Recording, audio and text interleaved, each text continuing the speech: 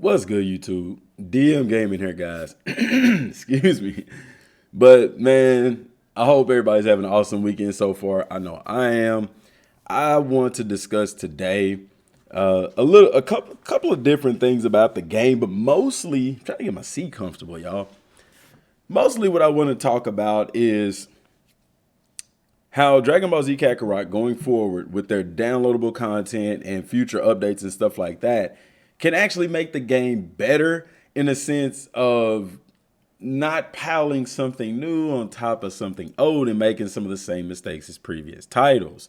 Now, guys, before we get into all that, I do want to thank y'all so much for 8,000 subscribers. Y'all are the true GOATs. Also, please just check down below. If you haven't subscribed to the channel, please subscribe. It helps me out tremendously. The goal is over 9,000, but I have the set number, 10,000. That's the number for right now. And I know for a fact we're going to reach it because y'all are going to subscribe to the channel if you haven't. Also, check out the merch and stuff like that in the description box down below. Beautiful Halo has a lot of anime stuff, as well as we got a couple of things for the channel ourselves. Now, Dragon Ball Z Kakarot. Oh, yeah. Also, I have a surprise for y'all coming Monday. Yes. It's going to be nice. I'm so excited for that. Now, we know that they're going to add new stuff to the game. With new stuff, it's going to come new. More than likely, we're going to get new soul emblems. More than likely, we're going to get, well, I know we're going to get a new story, content, more subquests and stuff like that. Now, excuse me. The issue with that is, first of all, it's not so much of an issue because, of course, we love getting new content. The problem is you don't want to just continue adding, and there needs to be something more to add more longevity, more replayability, and more depth to the game. Now, in previous videos, we did mention about the world tournaments. They could do the other world tournament as well as the Tenkaichi, the Budokai tournament. That would be massive for the game. And I know a lot of people are wanting multiplayer in the game, but I just don't see it happening. They would have to literally revamp the structure of the game. And there's already bugs in the game now. Can you imagine? Would have been multiplayer, having online and stuff like that. And I know some people are saying local multiplayer. That's not going to work either, man. Like, it's fine as a single player game. I just feel like they need to take more risk. I mean, what do you have to lose? Anything you add to the game is going to be welcomed because it's going to extend the game longer. One thing that I would really like I said, the world tournament is probably top of my list because that adds so much replayability with the world tournaments. Also, yeah. Also, what would help is if we have a mode where we could play as the villains. That would be super cool. I think a ton of people would like that. Matter of fact, if you would like to play as the villains, let me know down in the comment section down below, what villain would you like to play with the most? Now, I know as far as story content, the game is going to go longer because they've introduced Toa and Mira. They introduced the villainous enemies and stuff like that. So, that's going to be there. Like, it's there. I'm excited. I can't wait to see it. Then on top of that, they have the base storyline, which now it's going to go into Super. That's what's next. So story content wise, I have zero complaints about it. I'm excited to see what they're going to bring to the table. And also, guys, part of me feel like eventually it's going to mold into kind of like a Super Dragon Ball Heroes kind of thing. That's the way that I see it going, because when you introduce Toa and Mira, but you still have the regular timeline, I mean, Xenoverse, I mean, it's all going to eventually mesh into the same thing. And there's nothing wrong with that as long as it's done right, So, yeah, down the road, maybe in a sequel or something like that, you're more likely going to see Time Patroller Trunks and maybe create a character and stuff like that. Maybe not in this game, maybe not in Dragon Ball Z Kakarot, but in future renditions of the game, that's a very real possibility. But Soul Emblems is something that I feel, I really loved it. I really, really loved upgrading the emblems. I really love the perks that they give and stuff like that. My concern with Soul Emblems going forward is there needs to be a new category. Like, Beerus and Whis are in the gods category, but I mean, the majority of people already have their community boards maxed out, and you already have a community board labeled gods. So what would you do with a new community board if you have a Beerus and Whis token? What new things are you going to add to the community boards? There needs to be some new elements that come to the game as well. So guys, let me know what y'all think down in the comment section down below, and we'll discuss these things in future videos. But these are the things that are needed for the game to grow, for the game to advance. It's already a great game. It's very, very fun.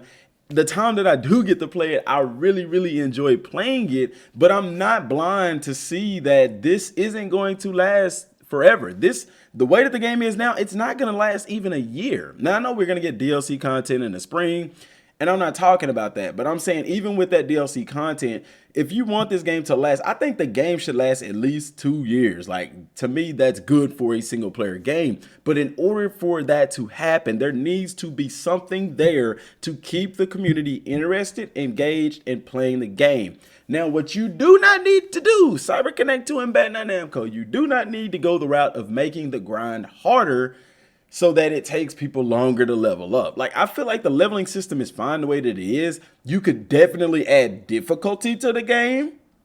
You could do that, but don't decrease the amount of XP that we get. Don't decrease the buffs and things that we get. More or less just make it so that there's more to do, but more of a challenge as well. And with a bigger challenge comes a bigger reward. I think that's, you know, why a lot of people finish the game. I'm not going to say finish the game fast, because I mean, 40, 50 hours, that's by no means fast for any game. But even with the end game content, I mean, people are maxing out their characters and things like that. Now, like I said, add some sort of difficulty to the game. You know, you have to do that. That's going to give people a challenge. It's going to, it's going to hold back a lot of people from just speed rushing through the content and getting to the end and stuff like that. But it's also going to please a lot of people, including myself.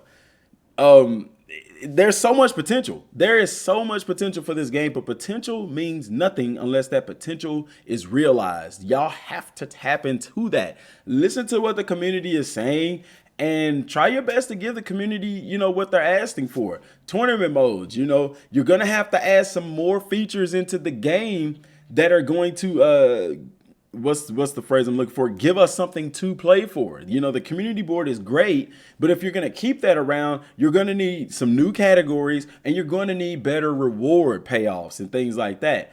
I feel like there's more that could be added to the game in the sense of training. For example, Goku trains a lot on King Kai's planet. Why is there not anything to do on King Kai's planet? You see what I'm saying?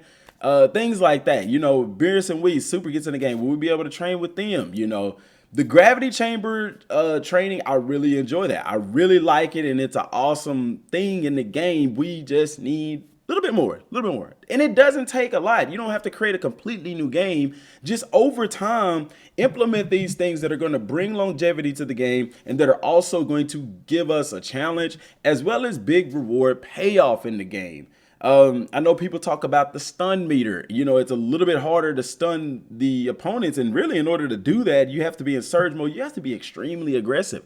That's not everybody's play style, but you don't want to make it so easy that everybody can do it, because in my opinion, you know, when going for the super finishes that are in the game, which are really cool to see, it's a reward. It's a reward for having good combat skills and stunning your enemy and doing what it takes. Like, to me, that is a reward. It shouldn't happen every single time we do a super attack. Also, the old super attack cutscene, you know, forcing you to stun your enemy, you know, just to get that cutscene or break his stamina or whatever. Like, to me, I love that. I love it because it doesn't make every fight the same. Every time I do a super attack, there's not a cutscene involved in it unless your opponent is stunned. It adds to the dramaticness of the fight. It adds to the epicness of the fight, and I love it. Don't change it at all.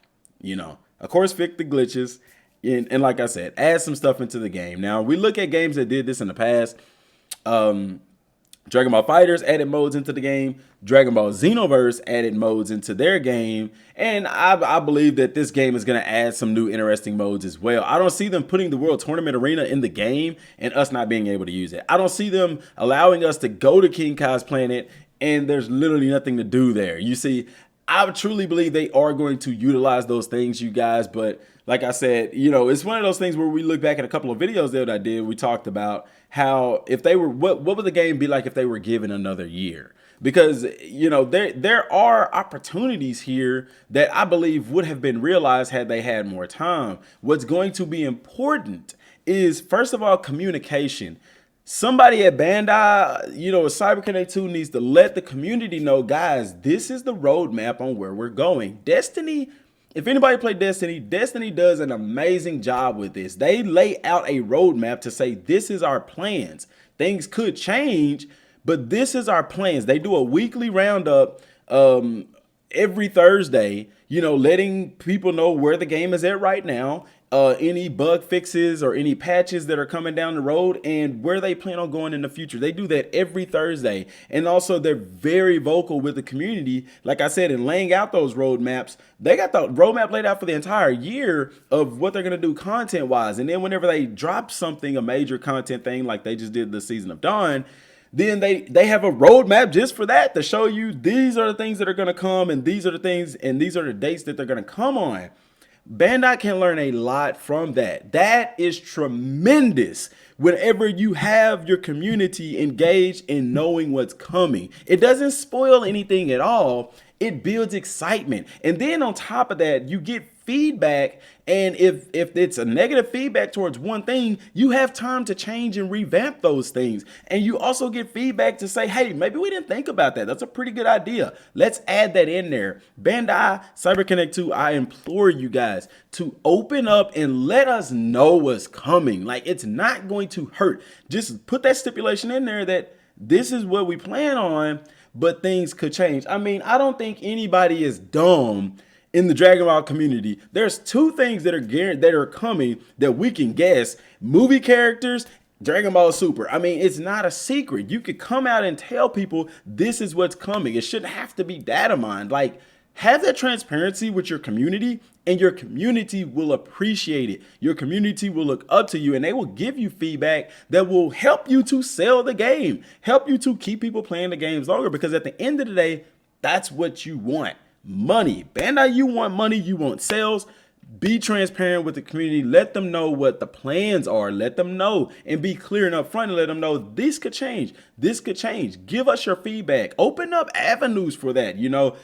I do it on my channel. I made the video about what people wanted to change. I shared that with CyberConnect 2. I shared that with Bandai Namco, so y'all could look and have a collective source on what things need to change in the game. But guys, if you do this, and I'm going to be pushing this, for the whole month of February for Bandai and CyberConnect 2 to try to do this in their business model, because it works wonders. When people know what's coming, they can prepare for it, they can give you feedback, and it helps you at the end of the day make better games. This game is great. It could be either legendary or it can stay great. I think you want to take that next step up. And in order to take that next step up, it is imperative that you communicate with the community. It is imperative that you add things into the game that are going to extend the longevity, not just a couple of hours, but, activities that'll extend it weeks, maybe months. We need something to play till we get new content. You see what I'm saying? You want to keep people playing. You don't want us to start playing, finish the content, sit it down, and then we don't have anything else coming for the next month or so. Like, then we'll get into other games and things and forget to pick up the controller, forget to look up what's going on, So keep us playing until new content comes out. Listen to the people, because if you want this to be a standalone game, there is so much potential, so much stuff there that can make it happen. And the last and most important thing of all is keep the same quality. Keep that quality. CyberConnect 2 has done an amazing job with these cutscenes. This right here on screen now is a basic cutscene, and it's still good. Keep that same quality, because if that quality falls off, people are going to drag it through the ground, trashing it, because it's not acceptable. So overall, guys, I know it's going to be great. I'm looking forward to what they have coming, and I'm looking forward to covering it as well. So, guys, that's all I have for right now, man. Appreciate y'all for tuning in. Until next time, thanks for watching. Peace.